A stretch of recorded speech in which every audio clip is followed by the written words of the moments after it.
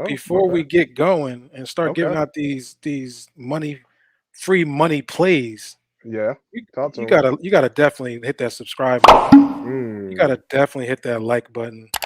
And you gotta definitely hit that bell so you can get that reminder, so you can get that cash week in and week out. He showed you the stats.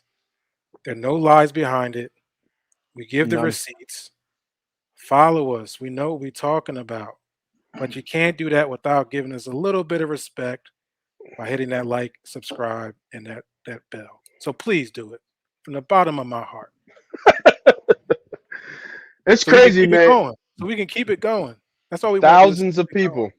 Thousands All of right. people see this We motherfucking see thing, you man. watching us. Don't We watch from see the you. far. Come Yeah, in. Come in. for sure. Big facts. Um, Jacksonville versus Pittsburgh for our next best bet. Jacksonville's favorite minus 2.5 totals 42 minus 40 minus 142. Diddy, talk to us. What you got? Yeah, this a play for me is going to be Jacksonville going to Pittsburgh. And I'm looking at the first half under 20 and a half. I would have loved the 21 and a half there. But I'm still liking this game being tight and boxy, like I usually say. I know Jacksonville's been hot over these last few games. They're able to run the football really, really well. They ran the ball down New Orleans' throat. Hmm. And that's a solid defense in New Orleans at New Orleans. Now you're going to back-to-back road games, going to Pittsburgh, and ladies and gentlemen, Pittsburgh is 4-2. Like, Very good. Yo, what Pittsburgh the is good. fuck? Yeah. So, Yeah, 4-1 in their last five. I was looking at that. right, It's it's crazy. pretty remarkable. And once again, they have one of the best defensive players in the game next to Miles Garrett, and that's TJ Watt. And you can go 1A and 1B with those two dudes. Both are ball magnets, but I think TJ Watt finds. I mean, he had a pick last week, almost a pick six, dropping back and it hurt to hook the curl Yeah, that zone was crazy. and get a sneaky interception. I mean, the ball finds him, and it reminds me of his brother. The ball found his brother too, and JJ Watt. But anyway, looking at this game, I just think it's going to be a really tough spot for Jacksonville. I know the line is saying -3, but something's a little fishy about that. Has Jacksonville caught a rhythm? I think they have, but I think this is almost like one of them bear traps going to Pittsburgh. So my best play here, just looking at the first half, kind of being a little tight. We know that Pittsburgh is not going to score a lot of points. They're going to rely on their defense and manage the game offensively. Um, but if you look at Pittsburgh's defense over the past few weeks in the first half, it's been zeros and threes and nines, and that's what I'm looking at. I'm looking at the zeros, the threes, and nines for the first halves of the Pittsburgh Steelers, and I think they'll be able to handle that in this week. So give me the under for 2 units. Pittsburgh under and Pittsburgh Jacksonville under 20 and a half in the first half. Mm. Yeah, I think you're on it there. I mean, I think you're basically fading the Jags. You're basically selling the Jags at their highest spot, right? Like, Yep. um, they are playing great. I obviously faded them last week. Part of that was a Trevor Lawrence fade, but hey, they rallied on a short week, coming off 2 weeks being away 100%.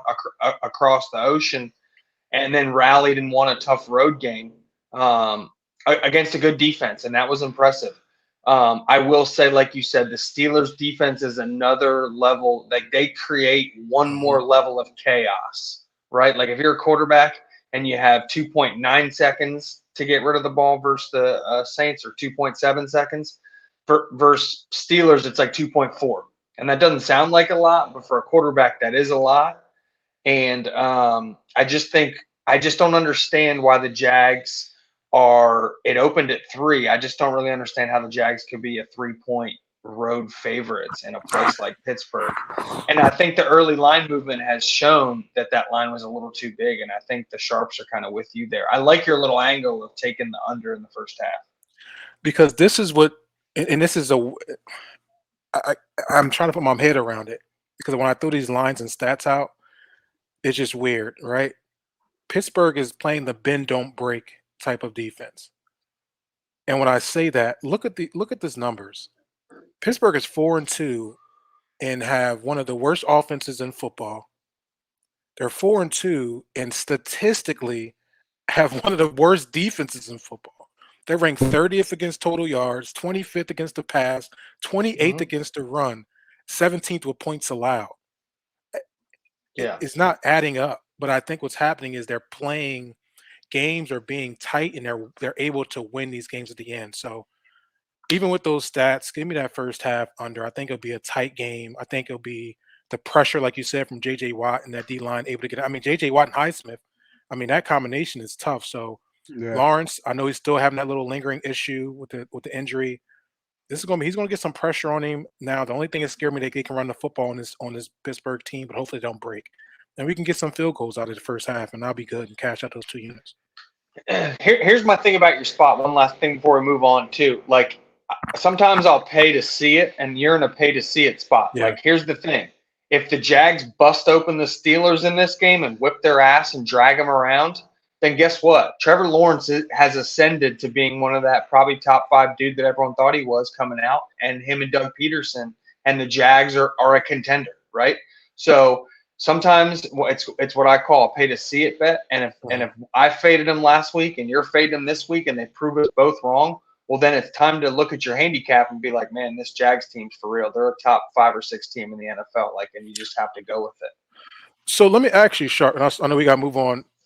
Nate, is it really Trevor? Is it Trevor Lawrence though? I mean, when I watch him, I think he makes the good plays. He makes the right plays. Uses his legs, extend. I just feel like they're running the ball really, really well with Travis Etienne, and I think that's what's. I think it's the fact that Trevor Lawrence has a former quarterback and a coach that sees the game like a quarterback, and I think they're both, now that they're a full year together. And now their second season together, I think just it's coming together, right? Their game plans, they're probably seeing it the same way. Doug's probably saying, hey, you pick the plays you like, I'll call them. And then Trevor's probably getting a little more input on the game plan of what he wants to run, and Doug's calling that. So it's just like that's just how it goes when a quarterback and a head coach see the game the same way. Got it. Yeah, I think everything you guys are saying is spot on. I like the take. I'm actually leaning Steelers here, and I'm actually leaning Steelers money line. And I think the Steelers win this game. Like you said, the Jags are coming off a decent win where a lot of reports that Lawrence was out. Was that a Thursday night game? Thursday night. Yeah. Yeah. So I mean, you kind of got like a mini bye, right? You got like a mini bye to get those guys healthy. And I think the one thing that you said that was interesting about this Pittsburgh defense is that they're leaky from a rush defense side, right? They give up, I think, about 135, 140 yards per game. But on the other side of that is that the Jags are leaky from a pass defense side. They're one of the worst pass defense in the leagues, and that's where my best bet is. I think Pickens is coming on.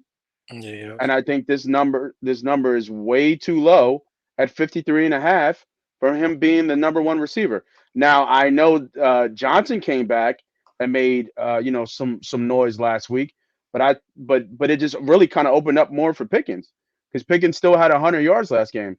So give me George Pickens.